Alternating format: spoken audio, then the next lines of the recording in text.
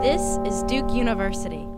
I really want to change the norm in the world. I want there to be more of a norm that focuses on how you can bring your best self to do your best work. And so if the norm is that everyone graduating from college has the skills and commitments to create a more inclusive environment, those are things through thinking critically, listening actively, working well in diverse teams, communicating effectively, listening actively. If those can be some of the norms that are infiltrated through society and finding an intentional pipeline through which to do that, I think that will really create a successful world. At Duke, I took a class with Tony Brown. The class is called Enterprising Leadership, and your assignment for the semester is to identify your passion, identify a need in your community, and then figure out how to pursue your passion to fulfill that need. So our homework for the semester was to write a business plan that then became what is now the Common Ground Retreat.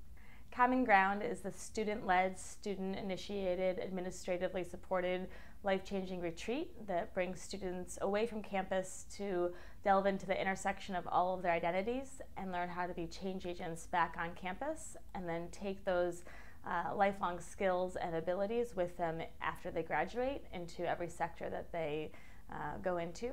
So I was born and raised in a suburb outside of Cleveland, Ohio called Shaker Heights, and Shaker Heights is 50-50 black-white, which is pretty rare to grow up in a community like that.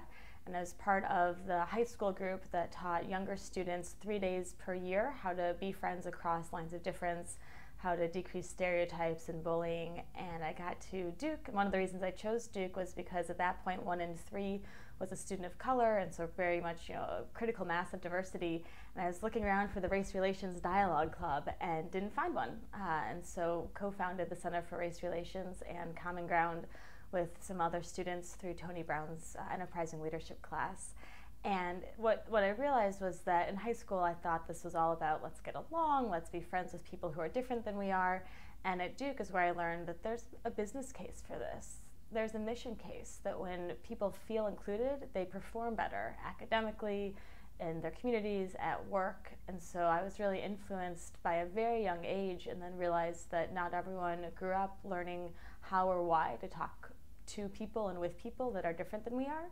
And not everyone has my worldview, I don't have everyone else's worldview, and so how do we create an opportunity to learn each other's worldviews so that we can kind of expand those and create a world that works for everyone. The organization where I work now, the Sustained Dialogue Institute, I approached them senior year and said, look, you all have the continued dialogues, we have the retreats, let's combine forces. And the timing wasn't right. And so about 6 years later, the timing was right. They were looking for their first executive director of the Sustained Dialogue Campus Network. So I joined 5 years ago in that role, and then a few years ago became executive director of the International Institute for Sustained Dialogue. And it's a phenomenal social enterprise. Our founder, Hal Saunders, was the Assistant Secretary of State under President Carter, a key drafter of the Camp David Peace Accords, and so we teach his methodology on campuses, workplaces, communities, and governments of really how to transform relationships in order to design change. At Sustained Dialogue, we say there are actually 2 parts before that there's a problem. It's who's at the table, and what are your personal experiences with this problem. So the personal relationships, the personal stories are as important data points as are the indicators from the census, for example. So we really focus on how to transform relationships.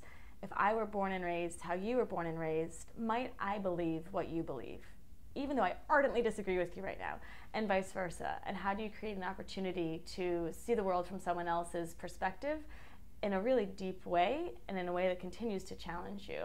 And it may take a few years or a few months or a few decades to achieve what we want, but it's possible.